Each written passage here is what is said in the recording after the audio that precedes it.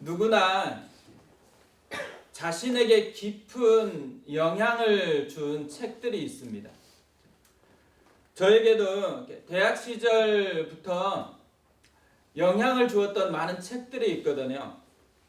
그 중에 한 권이 부흥이라는 책입니다. 마틴 로이드 존스 목사님이 영국에 일어났던 부흥 100주년을 기념해서 웨스트민스터 채플에서 연속적으로 했던 설교를 모아놓은 책입니다. 근데 제가 이 책을 읽으면서요, 내용도 참 좋은데 진짜 마음에 이렇게 독특하게 인상 깊었던 게 뭐냐면 설교 본문이에요. 우리가 부흥 이런 책을 쓴다고 생각해 보세요. 부흥이라는 설교를 한다 그러면 본문을 뭘로 잡으면 좋을까요? 사도행전을 잡거나 또 하박국이나 이런 부흥에 관련된 그런 말씀을 설교 본문으로 정하면 좋은데 창세기 26장을 본문으로 잡았습니다. 창세기 26장에 어떤 사건이 일어날까요? 보통 창세기에서 부흥에 대해서 설교하면요, 베델로 돌아가자, 또 야곱에 대해서 설교하면 야곱도 또 베델로 돌아가요. 이런 다시 돌아가는 내용들을 가지고 부흥에 대해서 설교하는데, 사실 창세기 26장은 이삭이 우물 파는 내용으로 담겨져 있습니다. 18절 19절이 중요한 본문이었는데 이렇게 되어 있습니다. 그 아버지 아브라함 때 팠던 우물들을 다시 팠으니 이는 아브라함이 죽은 후에 블레셋 사람이 그 우물들을 메웠음이라. 이삭이 그 우물들의 이름을 그의 아버지가 부르던 이름으로 불렀더라. 이삭의 종들이 골짜기를 파서 셈 근원을 얻었더니, 이삭이 셈을 팠는데, 우물을 팠는데 파는 곳마다 물을 얻었습니다. 그래서 셈 근원을 얻었다고, 물줄기를 완전히 파악하고 있었다라고 이야기를 하는 거죠. 근데 그 비결이 어디에 있어요? 이삭이 새로운 것들을 판 게 아니에요. 아버지가 예전에 팠었던 우물들을 다시 팠다라는 거죠. 근데 이 아버지가 팠던 우물들이 지금 블레셋 사람들이 다 메워놓았다라는 거죠. 그러니까 마귀가 마치 다 메워놓았던 거, 그래서 더럽혀졌고 그래서 이제는 아무것도 아니라고 생각하는 그것을 다시 팠어요. 그리고 그곳에서 진짜 셈의 근원을 맛보고 있다라고 이야기를 하는 거죠. 이 설교를 통해서 뭘 알려주고 싶은 것이에요? 부흥이라는 것은 새로운 우물을 파는 게 아니라는 거예요. 옛적의 우물을 다시 파는 거라는 거죠. 원래 우물, 원래 사람들에게는 잊혀져 버렸지만 원래 물이 났었던 그것을 다시 파서 진짜 샘물을 맛보게 하는 것이 부흥이라는 거죠. 이삭이 왜 아브라함의 우물을 다시 팠을까요? 그곳에 진짜 샘물이 있다는 걸 알았기 때문에 그렇죠. 그것이 검증된 우물이잖아요. 예전에 물이 나왔다라는 그 흔적을 가지고 있는 우물이기 때문에 이삭이 예전의 우물을 다시 판 것입니다. 이삭에게는 새로운 것이냐 아니냐가 별로 중요한 게 아니에요. 뭐가 중요해요? 물이 있느냐 없느냐가 중요해요. 그것을 파면 물이 나올 것이냐 아니냐, 이게 훨씬 더 중요하다는 거죠. 그러니까 껍데기를 중요하게 여기지 않아요. 실제적인 생명이 있느냐 없느냐, 이것을 훨씬 중요하게 여기는 거죠. 오늘 말씀을 묵상하는데요, 이 우물 이야기가 다시 생각이 났습니다. 오늘 말씀도 약간 비슷한 내용이 나오기 때문에 이 말씀이 생각이 났거든요. 지난주에 우리가 살펴봤지만 바울이 아덴에 도착했습니다. 아덴에서 바울이 발견한 것은 많은 신전들이에요. 우상들이에요. 그러니까 아테나라는 여신을 수신으로 해서 세워진 도시예요. 또 아덴은 역사적으로도요 굉장히 강력한 영향을 끼쳤던 도시거든요. 수많은 철학자가 나왔고 또 문학가도 있었고 예술적인 그런 문화가 꽃피었던 도시입니다. 우리가 지금 아덴하고 아무 상관도 없는데 우리도 학교에서 배웠던 이름들이 되게 많거든요. 소크라테스, 플라톤, 아리스토텔레스. 이름만 들어도 이제 우리나라 사람도 다 아는 이름들이에요. 그 사람들이 다 아테네 출신입니다. 지금은 비록 약해져 가지고 로마의 식민지지만 여전히 철학적으로 또 사상적으로 이런 영향력을 끼치고 있는 그곳이 아덴이에요. 바울이 도착했을 당시만 해도요 아테네에 사상적으로 영향을 끼치는 두 학파가 있었어요. 18절에 보면 그 학파가 소개가 되고 있습니다. 어떤 에피쿠루스와 스토아 철학자들도 바울과 쟁론할세 어떤 사람은 이르되 이 말장이가 무슨 말을 하고자 하느냐 하고 어떤 사람은 이르되 이방 신들을 전하는 사람인가 보다 하니 이는 바울이 예수와 부활을 전하기 때문이로라.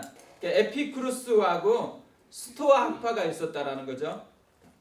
우리가 옛날에 다 배웠잖아요. 에피쿠루스 학파. 무슨 내용인지 기억나세요? 에피쿠루스하고 스토아라는 이름은 기억나요. 그죠? 이게 무슨 내용인지는 잘 몰라도 에피쿠루스 학파는 쾌락을 인간의 최고의 선으로 생각을 했어요. 쾌락만 있으면 된다라는 거예요. 그러니까 쾌락주의자들이죠. 근데 이들이 말하는 쾌락은요 단순히 육체적이나 이 말초적인 그런 쾌락을 의미하는 건 아니에요. 그러니까 이들이 말하는 쾌락이 아타락시아라는 그런 의미인데요. 이 말은 무슨 말이냐면 모든 고통이나 공포나 죽음에 대한 염려에서 벗어난 마음의 상태, 이런 걸 쾌락이라고 여겼어요. 또 이것과 전혀 반대가 되는 학파가 스토아 학파거든요. 이 스토아 학파는 제논이라는 사람에 의해서 시작됐는데 에피쿠루스 학파는 에피쿠루스에서 시작됐어요. 에피쿠루스가 사람 이름이거든요. 근데 스토아 학파는 제논이 했는데 스토아라는 이름을 가졌잖아요. 이 스토아라는 이름이 우리가 약간 영어에서 여기서 나왔는지 모르겠어요. 상점을 뭐라 그래요? 네, 그거 비슷한 거예요. 그러니까 이 제논이라는 사람이 시장에서 주로 이런 스토아에서 가르쳤대요. 그래서 이 스토아라는 이름을 학파로 이렇게 지었습니다. 근데 이들이 강조하는 건 뭐냐면 이성이 가장 중요하대요. 그래서 이성을 중시하게 여기니까 뭘 강조하냐면 금욕주의, 엄격하게 절제하고 이런 데서 행복이 누려진다라는 그런 생각을 가지고 있었던 사람이에요. 한쪽에서는 쾌락이 중요하다 그러고 한쪽에서는 엄격하게 좀 절제하는 게 중요하다고 하는 완전히 극단적인 두 학파잖아요. 근데 이 두 학파가 당대의 흐름을 이끌어 갔었던 그런 학파입니다. 근데 이 두 학파를 지금 바울이 만난 거예요.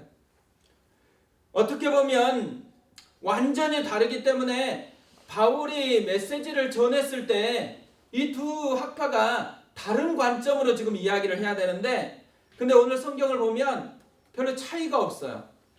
마치 이들이 서로 다른 관점이 아니고 원래부터 친했던 것처럼 같은 학파였고 같은 한 팀이었던 것처럼 바울에게 이야기를 겁니다. 바울을 말장이라고 하고 바울에게 접근하는 표현을 보면 오늘 본문에서는 이 두 학파가 다르다라고 생각이 전혀 안 드는 거죠. 그뿐 아니에요. 한 걸음 더 나아가서 이들은 아예 같은 특징을 가지고 있다고 성경은 얘기해요. 다른 것을 얘기하는 것이 아니고 같은 특징을 가지고 있죠. 21절을 보세요.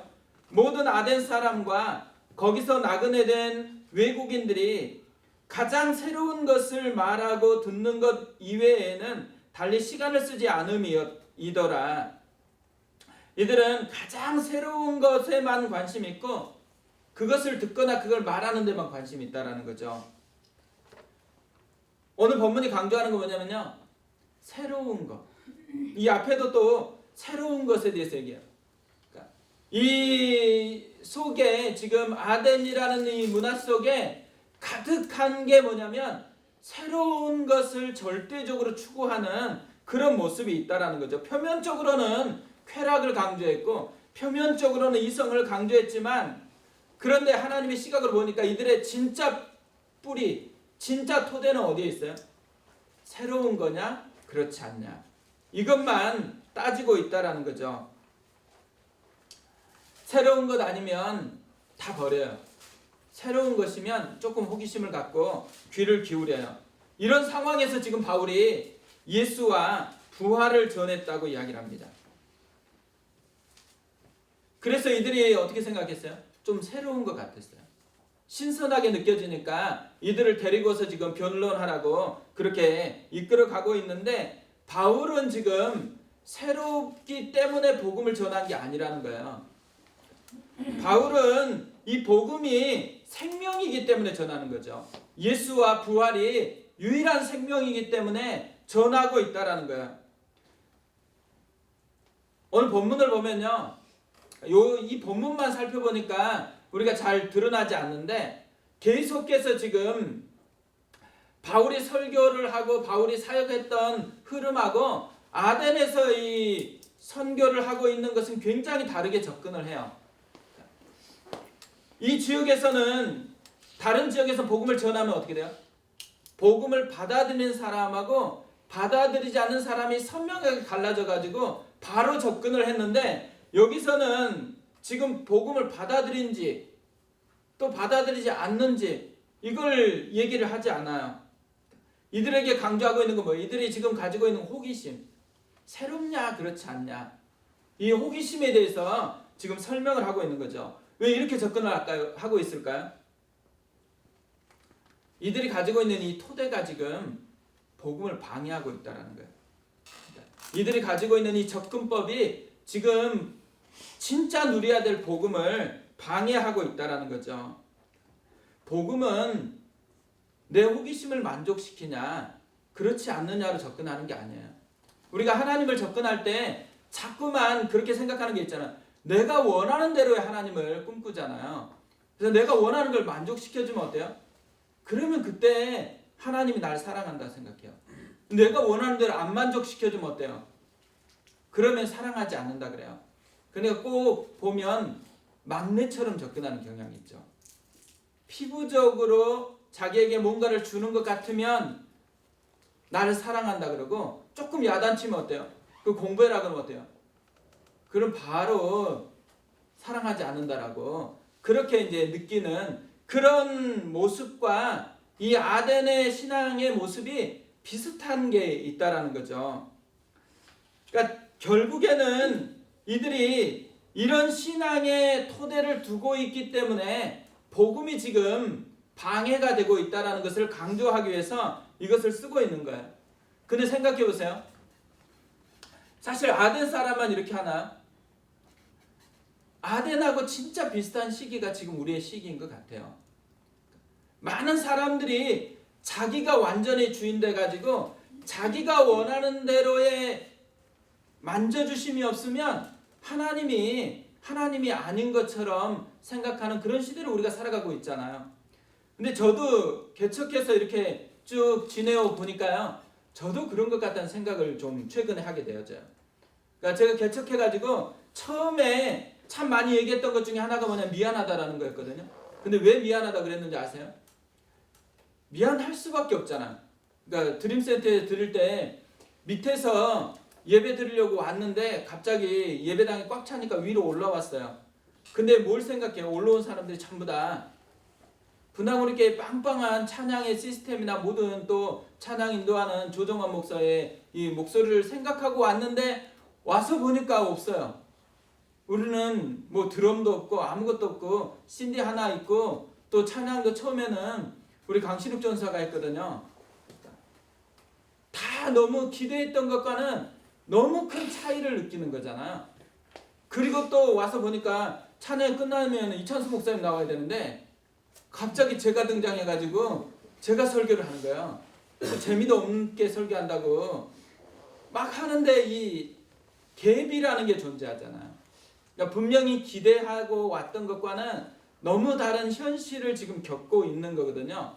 그러니까 제가 생각해 봤을 때 저의 입장에서는 굉장히 미안한 거예요. 하면서도 미안했거든요. 괜히 했다 이런 생각도 들었어요. 그냥 밑에서 예배 드리고 다 하면 되는데 또 다른 교회가 필요할까? 위에 있을 때는 그런 생각이 참 많이 들었거든요. 그런데 되게 신기한 건 뭐냐면 설교를 하다 보면 그렇게 많이 우시는 거예요. 그래서 제가 설교를 하다가도 내가 분당우리교회 설교할 때 운 사람이 그렇게 많지 않았는데 왜 여기서는 왜 이렇게 많이 울지? 그렇다고 제가 분당우리교회에서 부목사 설교할 때하고 갑자기 제가 담임목사가 됐다고 돌변한 게 별로 없잖아요. 특별한 게 없는데 왜 그럴까? 이런 생각을 하면서 설교를 많이 했거든요. 그리고 어떤 분이 갑자기 많이 눈물을 흘리면 왜 울까? 이 본문에서는 저거 울 때가 아닌데 왜 울었을까? 이런 생각을 참 많이 하면서 했어요. 그러니까 진짜 신기하더라고요. 진짜로 많은 그런 눈물을 보면서도 하나님 왜 그럴까? 이런 생각을 했는데 답을 못 찾았어요. 왜냐하면 저는 미안한 것밖에 생각이 안 드니까 좀 밑에서 더 좋은 시스템에서 예배를 드리는 게 나을 것 같은데 이런 생각만 하고 있었거든요. 근데 이런 많은 과정을 통해서 제가 배운 게 있어요. 하나 배운 건 뭐냐면 제가 이 아덴 사람 같다라는 거예요. 접근이 아덴 사람처럼 접근하는 거예요. 뭘 포커스로 두고 접근을 하냐면 시스템, 그리고 조금 탁월한 설교가, 또 뭔가 갖추어진 것이 있는 것 속에서 하나님이 일하신다라고 전제를 거기에 깔고 있는 거죠. 그럼 부족하고 아무것도 시스템이 안 갖춰졌고 그 속에서는 하나님이 일할 수 없나요? 그럼 개척교회는 개척을 더 이상 하면 안 되죠. 근데도요, 그런 생각을 하고 있는 거예요. 제가 하나님이 일하신다라는 것에 대한 제한을 너무 스스로 하고 있다라는 것을 배운 거죠. 그러니까 제 스스로가 그렇게 하고 있더라고요. 어떻게 보면요, 진짜 하나님은 그것과 아무 상관없이 일을 해요. 그리고 하나님이 진짜 생명인 거잖아. 그러니까 어떤 사람에게 초라한 것 같은데 그 사람에게는 강력하게 일하시는 하나님의 손길이 있는 거예요. 사람을 변화시키고 사람을 만지시는 하나님의 만지심이 있는 거예요. 누가 탁월해서거나 시스템이 좋아서가 아니에요. 예수가 생명입니다. 진짜 예수가 참 생명이기 때문에 그 영혼을 만지고 새롭게 하는 것들을 보여주고 있다라는 거죠. 어떤 면에서는요, 우리가 진짜로 배워야 되는 게 이런 데 있습니다.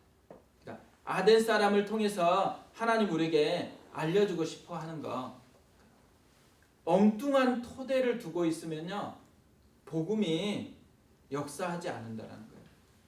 복음은 여전히 복음이에요. 그러니까 바울이 전했던 것은 베레아에 전했던 것이나 데살로니가에 전했던 것이나 빌립보에서 전했던 것과 다른 예수가 아니에요.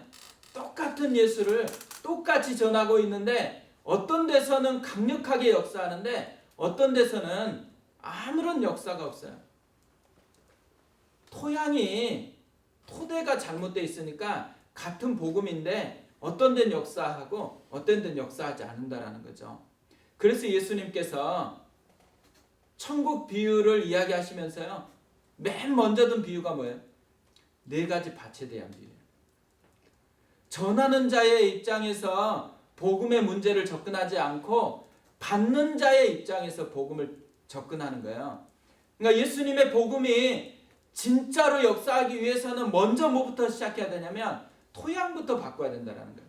그러니까 하나님께서 사람들을 진짜 하나님을 경험하게 하기 위해서 애쓰는 게 뭐냐면 토양을 바꾸는 작업이에요.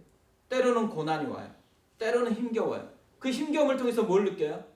주님을 향한 수용성 있는 토양으로 점점 바꿔가시는 하나님이 있는 거죠. 하나님이 열심히 있는. 그래서 참 신기한 거 보면 너무 상태가 좋아져서 예수를 믿는 사람이 별로 없어요. 예수를 믿는 데 있어서 가장 중요한 통로 중에 하나가 뭐냐면 변화래요. 변화. 의외로 이사를 해갖고 예수를 믿는 사람이 참 많대요. 그리고 갱년기, 사춘기 뭐 이런 변화의 기점에 있는 때가 있잖아요. 그때 예수를 믿는 사람이 되게 많대요. 또 상황이 변화될 때, 갑자기 어려움이 찾아오거나 갑자기 뭔가 변화가 찾아왔을 때 그때 예수를 믿는 사람이, 신앙을 갖는 사람이 굉장히 많대요. 그러니까 하나님께서 토양을 바꾸시는 그 일들을 통해서 진짜 뭘 추구하는 거예요? 토양을 바꾸는 걸 추구하는 게 아니고 토양을 바꾸는 걸 통해서 참 생명이신 예수님을 맛보라는 거예요. 예수님을 경험하고 진짜 생명을 경험하라는 거. 이것이 오늘 본문을 통해서 우리에게 알려주는 메시지라는 거죠. 예수 예수 예수라는 찬양이 있습니다. 후렴 부분이 이렇게 되거든요. 오직 예수 이름에 능력 있네. 예수 이름에 치유 있네. 예수 이름에 권세 있네. 오직 예수 이름에 회복 있네. 예수 이름에 자유 있네. 예수 이름에 구원 있네. 예수 예수 예수 예수 주님을 사랑합니다. 우리가 맛볼 것은 예수예요. 그리고 그 예수 속에 다 담겨 있습니다. 예수 속에 능력이 있고, 예수 속에 치유 있고, 예수 속에 권능 있고, 예수 속에 회복이 있고, 예수 속에 자유 있고, 예수 속에 구원이 있어요. 그런데 우리를 이 풍성함을 못 느끼게 하는 게 뭐예요? 토대. 내가 가지고 있는 내 방식의 토대를 내려놓으라는 거예요. 그리고 주님이 주님처럼 느껴지도록 그분에게 마음을 두라는 거죠. 사실 모든 사람이요, 각자 자기 우물을 파요. 모든 사람이 우물을 파요. 그런데 물이 나오는 우물을 파는 사람이 있고요, 물이 나오지 않는 우물을 파는 사람이 있어요. 인생은 다 우물파예요. 진짜 우물 속에서 물을 맛보고 싶으면 뭘 해야 돼요? 파는 것 중요한데 물의 근원이 있느냐 없느냐가 중요해요. 물이 진짜 나오는 데 파야지, 물이 안 나오는 데는 아무리 파도 안 나와요. 오늘 예수와 부활이 진짜 샘물이라는 거죠. 그러니까 우리 마음에 뿌리를 어디에 둬야 되냐면 예수와 그분의 부활이 주시는 능력, 그것에 뿌리를 두고서 하나하나 우물 파기를 하면 우리도 당연히 새로운 샘물을 맛보게 되어 있다는 거죠. 우리가 예수를 맛보았으면 좋겠습니다. 진짜 예수님이 내 능력인 것을 맛보았으면 좋겠어요. 신기한 것은 사도행전이나 모든 신약 성경은요, 평안한 공동체를 위해서 쓰여진 게 아니에요. 지금 박해 앞에 놓여 있는 공동체를 위해서 쓰여졌거든요. 그리고 이들은 거의 대부분이 신앙생활을 한 지 얼마 안 돼서 잡혀서 사자밥이 되거나 순교를 당할 위험성에 놓여 있었어요. 근데 놀라운 게 뭐예요? 죽음보다도 강한 생명의 능력을 경험한 거예요. 이들이 많이 배워서가 아니에요. 토대를 바꿔서 그런 거죠.